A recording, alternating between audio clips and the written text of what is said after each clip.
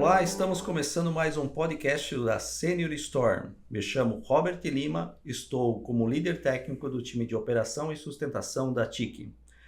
E no podcast de hoje vamos falar sobre o onboard de colaborador no processo de segurança cibernética. E quem vai nos acompanhar nesse episódio hoje é Charles Bauer, da Corpia. Charles, por favor, se apresente para nós e conte um pouco mais o que faz a Corpia. Olá pessoal, então meu nome é Charles Bauer, estou como CEO da Corpia. Somos uma empresa que tem uma solução de gerenciamento de acessos e identidades de TI, que trata desde o processo do onboarding do colaborador até a parte da segurança da informação, permitindo que assim que ele seja contratado pela empresa e cadastrado no sistema de RH, automaticamente baseado no cargo, ele receba todos os acessos que ele precisa. Para começar esse bate-papo, nada mais importante do que falar sobre ameaças cibernéticas. Legal. Esse é um tema bastante recorrente, né, que a gente tem visto atualmente, principalmente agora que bastante empresa, bastante pessoas está tendo acesso à tecnologia, né? Acho importante primeiro a gente conceituar um pouco o que é a ameaça cibernética, tem muita ameaça hoje em dia, né? Quando a gente fala da ameaça cibernética, Robert, a gente está falando de proteger os recursos tecnológicos que a gente tem tanto em casa quanto na empresa, né? Qualquer dispositivo, seja tablet, smartphone, o computador, né? E proteger contra as ameaças que tem aí no mundo virtual, né? Então, falando um pouquinho desse mercado, né? A gente sempre procura se basear em pesquisas que olham os ataques e essas situações no mundo inteiro, né? Então, a gente estava conversando antes. Saiu um relatório bem recente falando dos principais ataques que foram identificados nos últimos tempos, né? E aí o que a gente pôde perceber é que 70 e poucos % dos ataques vieram de contas com acessos normais, as contas já autenticadas, né? E aí, em segundo lugar, ficou os ataques a serviços online que as empresas oferecem. Então, veja, um tema que é tão básico quando a gente fala do dia a dia de tecnologia, que é o usuário e senha, é o que é mais usado ainda hoje em dia para os ataques. Certo. Você falou de vários modelos aí de tipos hoje de aplicativos, de softwares.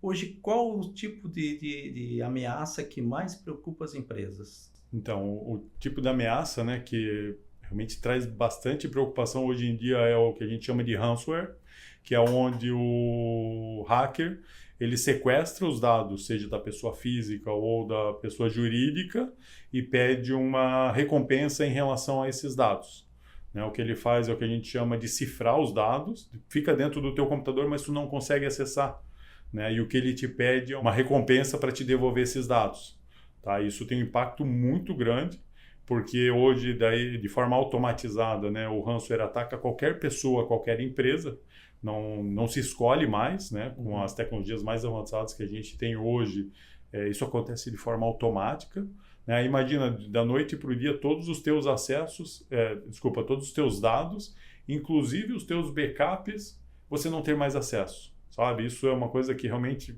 dá um medo muito grande, né, porque pode acabar com a empresa. E várias empresas já aconteceu isso. Porque, assim, normalmente o pessoal pensa, eu vou voltar meu backup.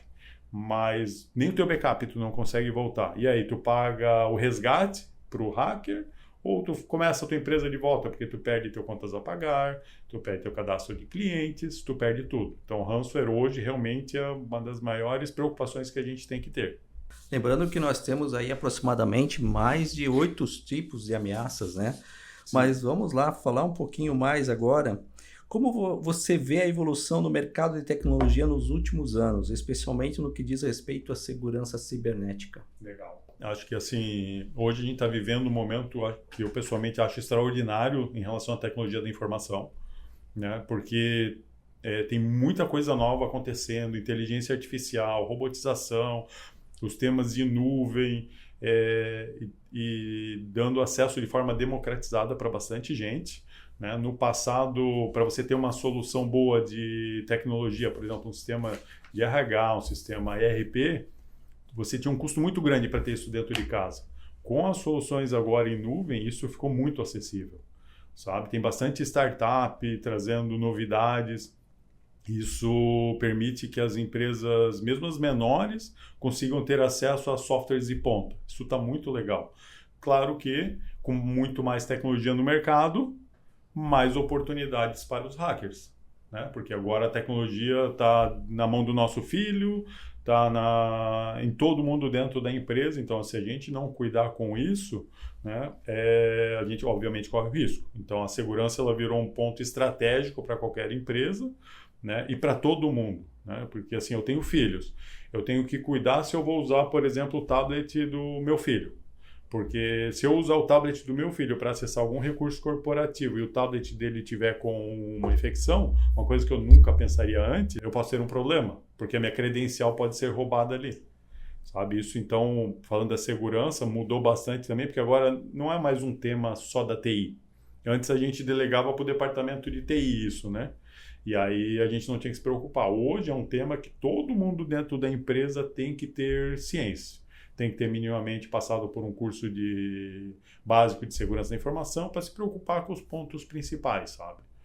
Isso é uma coisa bastante relevante hoje em dia. E tu vê que esse ano, um dos temas que a gente vem acompanhando muito na mídia é a inteligência artificial, né? Sim. E cada vez mais as questões de ataques cibernéticos ela tem aumentado. E cada vez mais as empresas têm que correr atrás para se prevenir disso. Pensando na balança dos dois pontos, né? Tanto a inteligência artificial e a questão de ameaças cibernéticas, como é que a gente pode tratar esse tema? Como é que você vê que a gente consiga se proteger, né, dessas situações com a inteligência artificial, às vezes trabalhando a favor do hacker? Sim. E a trabalhando a favor da empresa? Como é que você vê essa balança? Então, quando a gente fala de ataque cibernético, né, no fundo, do outro lado, são pessoas de TI usando o conhecimento para o mal. Né? Então, a gente tem que se aproximar de empresas de segurança, né? Ou a gente também usar dentro da empresa as mesmas tecnologias para o bem. Né? Então, assim, o hacker está utilizando uma inteligência artificial para conseguir ter acesso às nossas credenciais, ou ter acesso ao nosso ambiente, sequestrar nossos dados. O que a gente tem que fazer? Combater com tecnologias de ponta iguais. Então, por exemplo, eu tenho que ter uma solução de antivírus que também utiliza inteligência artificial. Eu tenho que ter sistemas protegendo os meus sistemas, que também com inteligência artificial analisem o comportamento do que está acontecendo dentro da rede, né, para saber se é um ataque que está acontecendo.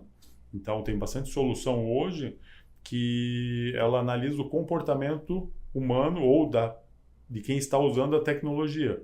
Né? Por exemplo, o Robert nunca acessa o sistema da empresa de noite. E agora ele começou a acessar. Né? Então tem que dar um alerta nisso. Porque houve uma mudança comportamental que pode ser uma outra inteligência artificial de fora sendo usada para o mal. Então eu acho que a gente pode e existem tecnologias, né, para os dois lados. O que a gente tem que fazer é se equiparar para poder brigar com os hackers também. Tu vê que você comentou um negócio bem interessante, né? A inteligência artificial e a empresa sendo alertada, né? Sim. Recentemente eu teve uma situação ali com o banco, né? Que eu trabalho, e eu não tenho por hábito fazer, não tinha por hábito, pelo menos assim, a movimentação de aplicações, né? Sim.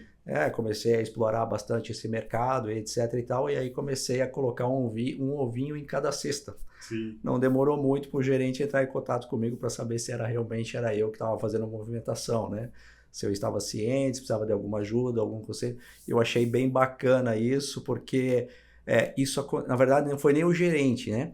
Foi a área de segurança deles que me ligou à noite, né? Perguntando, validando meus dados. Eu até já fiquei assim, validando meus dados fora daquele horário. Então, eu pedi primeiro para que eles fizessem uma validação para depois retornar os dados, porque como é que eu vou ficar dando meu CPF, enfim. Mas bacana, e realmente isso tem acontecido dentro das empresas, né? Quais as oportunidades que você vê para as empresas que adotam soluções robustas de governança de identidade?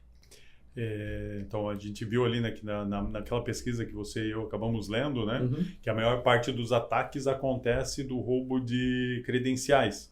E aí, a partir disso, escalam para ataques mais sofisticados, para roubar mais acessos. Né? Uhum. Então, o que a gente precisa fazer? trabalhar bem no que eu chamo do básico, porque o básico bem feito, ele vai gerar efeito, né? E o básico bem feito é o quê? A gente cuidar do que sempre teve na segurança básica da informação, que é o usuário e senha que os nossos colaboradores têm, né? Então, a gente pode trabalhar primeiro aprimorando esse processo, que na maioria das empresas, por incrível que pareça, né, a gestão e criação de acessos ela ainda é manual, né, e executado pelas pessoas. Então, assim, vai alguém lá, cria um usuário, uma senha e manda por e-mail para o colaborador. Faz isso via chamado, ou entrega ainda via papelzinho, ou um formulário em papel e entrega para o colaborador.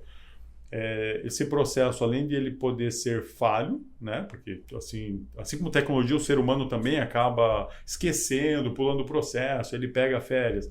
Então, essa senha ela pode acabar vazando nesse processo.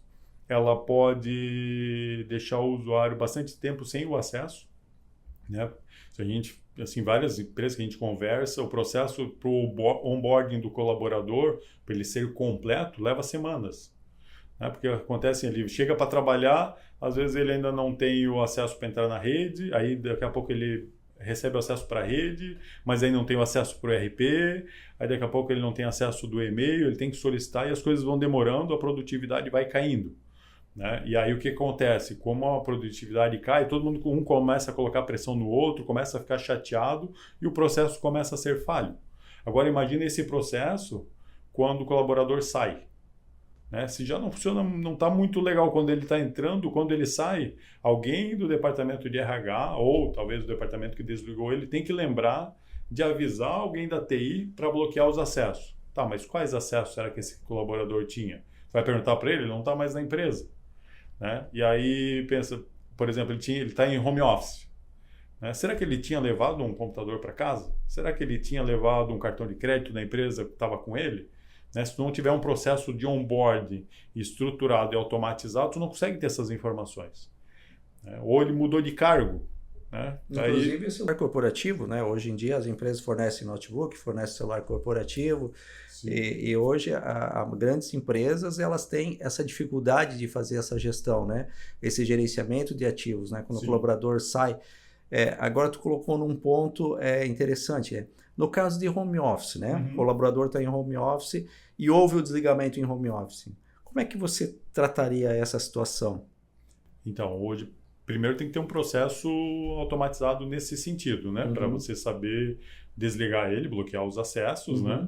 E aí ter um processo estruturado, eu acho que parceiros de negócio, para poder coletar os equipamentos que estão em casa do colaborador. Porque também ainda tem essa situação, né?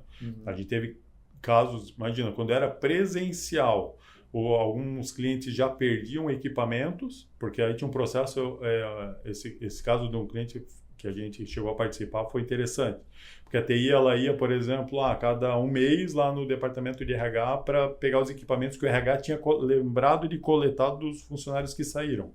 Quando eles chegaram lá para coletar os equipamentos, a maioria dos equipamentos que estavam lá não eram o que a TI tinha entregue para os colaboradores. Mas como não tinha um processo estruturado, o que o RH fazia? Eu tenho que coletar um notebook, por exemplo. Ele não sabia qual que era o notebook que ele tinha que coletar.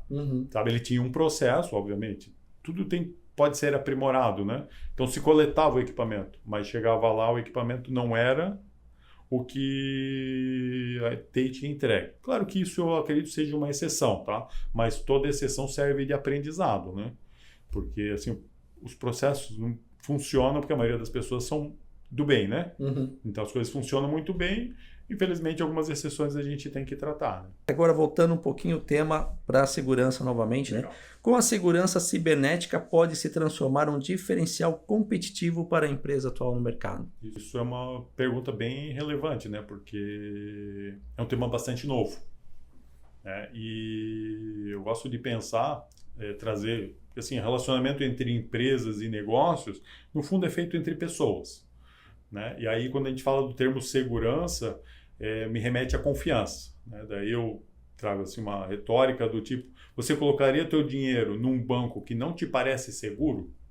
Né? Não faria. Sim. Né? Tu fecharia negócio, contrataria uma empresa para te ajudar, se ela não te demonstrar confiança, segurança, né? Então, a segurança da informação, ela faz parte do pilar de segurança, que faz parte da confiança, né? De eu saber o que você vai fazer. Então, quando uma empresa ela investe e consegue demonstrar que ela tem um processo estruturado de segurança, né? Ela consegue dar confiança para os clientes e parceiros de negócio dela. A gente tem fechado bastante negócio com clientes e todos os clientes, antes de a gente estabelecer negócio, nos pedem para a gente estar de acordo com o código de ética, né, com os procedimentos de segurança da informação deles e nos fazem uma auditoria, né, para que a gente demonstre como é que a gente cuida dos dados nossos e dos nossos clientes, né? Então, imagina se eu não tivesse um processo de segurança já estruturado, consequentemente, eu não seria bem pontuado nessas negociações. Isso está acontecendo com todas as empresas, né? Porque a gente fala de ESG também, né? Um termo bastante importante que entra a governança.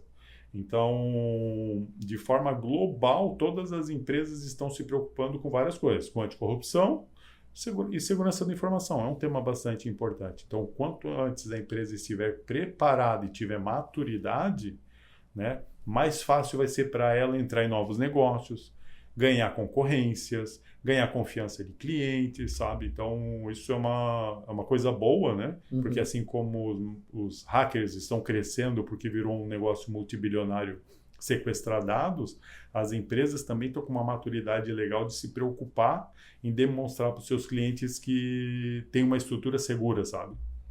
Tocando nesse ponto aí que você falou de uma estrutura segura, né? Uhum. Como os CEOs e os CFOs podem justificar os custos de segurança cibernética em um contexto de crescimento da inovação? Então, isso não é fácil, né? A gente, colocando aqui como papel de CEO também, né? A gente tem bastante demanda de investimento, né? Você tem que se preocupar com pessoas, com o negócio, com a continuidade, e todas as áreas precisam de investimento, né? E segurança da informação é uma área que agora começou a ganhar força nos últimos anos, né? E faz parte do pilar estratégico da empresa. Pelo que a gente falou agora há pouco, né? De demonstrar segurança para o mercado, né? Mas não só isso, a gente tem que começar a ponderar quais são os riscos que a gente está suscetível hoje, né? E ponderar o quanto isso pode impactar no nosso negócio, né? Porque assim, o dinheiro não é infinito. Além de eu ter que distribuir ele entre as outras áreas da empresa, eu também tenho que me preocupar com a segurança, né? E eu gosto de pensar, que já se investir em segurança das outras áreas de negócio, segurança do trabalho, por exemplo, né? Teve uma época que não se preocupava com isso. Em algum momento começou a se preocupar com a saúde das pessoas. E agora chegou, felizmente, o momento de olhar para a segurança da informação. Então, assim como na segurança do trabalho, quais são os riscos que a empresa tem se ela for impactada por algum deles, né? E eu acho que daí mitigar. Então, por exemplo, além dos riscos que a gente passa, né? Impactos. A tua produção pode parar, pode deixar de vender para clientes, pode o negócio deixar de existir, né? Então, olhando para o âmbito de segurança da informação, é avaliar, fazer um mapa de risco para o meu negócio, quais os riscos que me afetam, que podem me afetar, né? Com quais eu consigo conviver, porque eu vou ter que conviver, né, com alguns deles, e quais eu consigo mitigar, quais eu consigo eliminar. É claro que aí os CFOs e os CEOs vão contar com os especialistas dentro da empresa para auxiliar nisso, né? Aqueles que conhecem mais, vão conversar com as áreas de negócio. Então, para entender, por exemplo, eu sou um e-commerce, faço para a maioria das pessoas entender, poxa, pode vir ataques que vão derrubar o meu site de vendas, que eu vou deixar de vender cliente. Então, para eu proteger essa parte do meu negócio, o que eu tenho de solução? Quanto que eu tenho de investimento? Para proteger as credenciais de acesso, para botar um processo maduro de gerenciamento de identidades de acesso. Quanto isso é risco, para mim não é. Acho que já faz parte do dia a dia de um CEO, um CFO analisar esses riscos, né? O que acontece é que vem um tema novo. Uhum. E ele precisa contar com especialistas para ajudar ele, né, a tomar uma boa decisão. E quais os custos ocultos de uma falha de segurança? Então, eles são ocultos, né? Então, a gente fala desde dos custos que a gente tem, os diretos, que é você deixar de produzir, multa que tu pode pagar, seja para um cliente que tu tem um contrato, né? Por exemplo, a gente tem SLA com os nossos clientes. Se eu não atendo SLA, seja lá qual é o motivo, eu tenho que pagar multa. Você tem impactos na tua imagem, né? A gente estava falando antes lá de empresas de varejo, bancos que foram afetados, né? O impacto às vezes não é tão imediato, mas no dia a dia a gente vai conversando. Poxa, aquela empresa teve um ataque. Poxa, hora que tu vai pensar 2 vezes antes de comprar. Por quê? Porque tu não confia, né? A gente tem as normas regulatórias como LGPD, GDPR, tem as normas de instituições financeiras que estão começando a multar as empresas que não estão cuidando dos dados dentro de casa. Se a gente pensar hoje, né, toda empresa é impactada pela LGPD, porque toda empresa tem dados sensíveis. Às vezes a gente não está ciente, né? Acaba não percebendo, mas eu tenho dado dos filhos dos meus funcionários, que eu tenho que me preocupar, e é um dado muito sensível, né? Então, imagina o impacto de alguém pegar esses dados e utilizar para o mal contra uma criança. Então, o CEO, o CFO, ele tem que se preocupar com isso e avaliar os riscos disso dentro da empresa, né? Então, são esses riscos que são ocultos, que se fala ainda pouco, né? No meio de tecnologia se fala até bastante, né? Porque está mais direto, mas tanto a TI quanto as áreas de negócio têm que começar a se preocupar um pouco em relação a isso e divulgar e levar para as análises de risco da empresa, né? E o que você nos orienta nesse caso, né? De que forma o controle adequado de senhas, né, e de acessos pode prevenir a interrupção de negócio e garantir a continuidade de uma operação? Então, aí está relacionado ao processo de onboarding, né, que a gente comentou, que é tentar tornar esse processo o mais seguro possível, né, e mais automatizado possível, porque além de a gente garantir segurança, né, como é que a gente garante segurança? Que as pessoas vão receber os acessos que elas precisam, somente esses, né, e não mais nenhum. Quando ela sai da empresa, eu garanto que esse acesso vai ser bloqueado. Se ela pega uma licença, por exemplo, férias, a gente bloqueia, né? Garantir que no desligamento seja bloqueado. Quando ela muda de cargo, é importantíssimo a gente remover os acessos antigos e deixar somente os que ela precisa agora, né? Porque o que acontece, um dos ataques que tem acontecido bastante, o hacker ele entrou com o usuário com a senha de um colaborador que não tem muito acesso. Então ele não consegue fazer muita coisa, né? E aí ele fica só escutando o teu ambiente, até a hora que ele consegue escalar para uma credencial, um usuário que tem um pouquinho mais de acesso. Enquanto isso, ele vai roubando os acessos, né? Roubando acesso, roubando informação.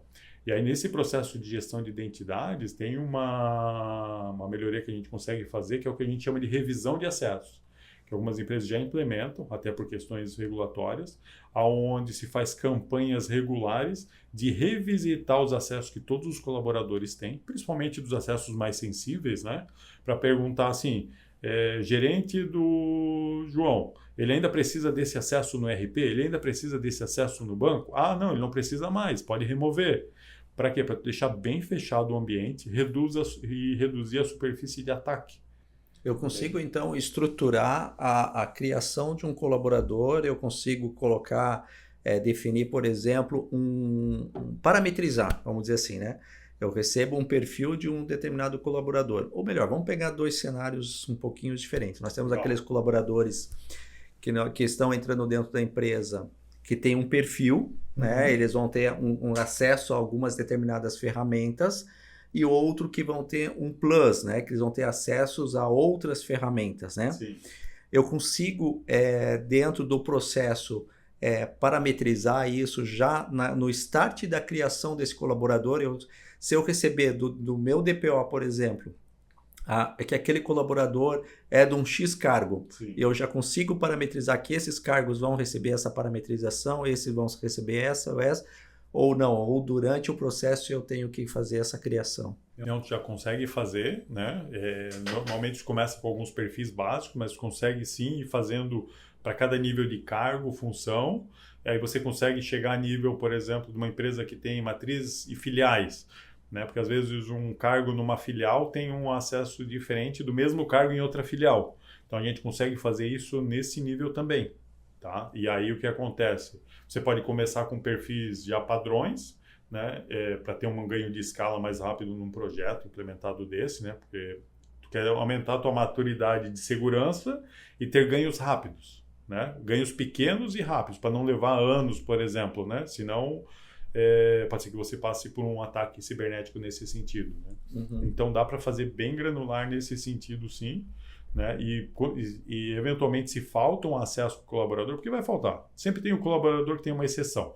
Isso é qualquer lugar, a gente vive de exceções em todos os lugares, né? Sim. Você consegue ir lá e permitir que o usuário, como se fosse uma store, uma loja, ele vai lá e fala, ó, me faltou esse acesso aqui, sabe? Ele legal. pede o acesso, aí dependendo do tipo de acesso, passa por um fluxo para as pessoas aprovarem, dizer se realmente ele precisa daquele acesso ou não, passa eventualmente pela segurança da informação. Legal, então eu posso criar inclusive um BPM. Sim. Um processo estruturado nesse sentido. E aí pode, como eu comentei, né, passar pelo time de segurança da informação. Às vezes é um acesso tão sensível. Imagina assim, eu quero ter acesso a essa pasta aqui onde estão os dados dos filhos dos funcionários. Está lá a ficha de cadastro deles, porque tem que mandar para o plano de saúde. Poxa, esse dado aqui tem uma pessoa dentro da empresa que é responsável por aprovar se aquele acesso pode ser liberado ou não. E aí depois consegue ter uma matriz e acesso para saber quem tem acesso a dados sensíveis. Legal. Tá. E deixa eu te fazer uma pergunta dentro desse contexto. Assim, show de bola, né? Temos uma estrutura parametrizada, nós temos uma lojinha, mas aí eu tenho uma determinada situação que ele vai precisar de um privilégio para uma determinada instalação ou uma liberação de um determinado produto. Sim. O sistema ele consegue automaticamente gerar um chamado para que a área de TI faça essa validação, se ele tem permissão para fazer essa instalação ou não, que nem você mencionou. Eu posso consultar a Cyber. Sim. Mas se eu vou chegar até a Cyber, eu posso chegar via BPM, mas eu posso chegar também via chamado? Pode chegar Pode criar uma API entre as duas áreas e abrir um chamado, então. Sim, abre um chamado, fica esperando para verificar se alguém dá ok no chamado. Dependendo da resposta do chamado, a liberação segue ou não segue. Legal. Hoje, para termos de auditoria, nós, como uma empresa, vamos pegar um exemplo a nossa, né, que é certificada, né, pela ISO, hoje nós temos alguns processos de auditoria. Né? Sim. Com essa questão de auditoria, eu preciso manter esses registros. Eu consigo também, com isso, em todo esse processo de disparo, de criação de colaboradores, eu manter todos esses registros para que, posteriormente, eles sejam auditados e tenham essa segurança dessa informação? Sim, fica tudo auditado, né? Registrado, focado nisso para permitir que as empresas consigam alcançar a ISO, como tu comentou, né? Uhum. Que no fundo é o que tu precisa para mostrar para os teus clientes que tu está seguro. Exatamente. Tá? Então, que você é uma empresa confiável, né? Uhum. Então, tu veja como a gente deu uma volta, chegou no tema de um processo interno de onboarding para mostrar que, olha, pode confiar em mim que eu me preocupo com segurança da informação, eu tenho um processo maduro e se você quiser me auditar, que é o que os clientes pedem, eu consigo te evidenciar. Sabe? Esse processo é muito legal. Tu vê como, quando a gente começa a se preocupar com elevar a maturidade de certos temas, e aqui a gente está falando de segurança da informação, o quanto a produtividade e o processo dentro da empresa ganha uma robustez e uma segurança grande, né? E agora, chegando ao final do nosso podcast, abrindo a última pergunta dessa rodada de hoje, de que forma a segurança cibernética pode apoiar iniciativas estratégicas como a transformação digital e a entrada de novos no mercado? Legal. Novos mercados. Legal, excelente. É sempre bom a gente pensar em estratégias aí para crescimento dos negócios, né? Então, como a gente comentou antes, eu acho que é fundamental a gente ter uma empresa estruturada, com uma boa governança, porque os processos fluem bem, né? E é claro que a tecnologia pode auxiliar nisso. Né? E falando da tecnologia, para a gente poder utilizar a tecnologia, a gente tem que estar se sentindo seguro para dar o próximo passo, para poder avançar, entrar em novos mercados. Né?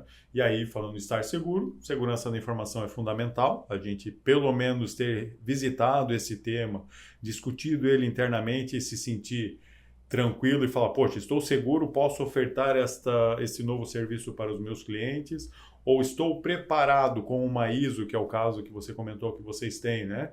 Então, você pegar e entrar num novo mercado, às vezes num novo país, por exemplo, quero vender para a Europa, quero vender mesmo dentro do Brasil, né? Poxa, estou adequado à GDPR, à LGPD? Sim, eu estou. Isso te dá uma tranquilidade, é uma pedra a menos que como empresário, como CEO, como desenvolvedor de negócios, você tem para superar. É um desafio a menos, porque você já se preocupou com isso, né?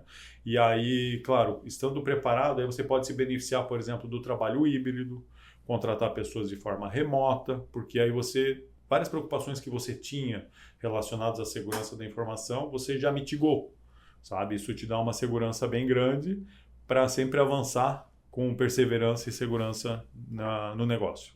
Maravilha. Charles, foi muito bom esse bate-papo contigo, receber você aqui nas instalações aqui da Senior Store.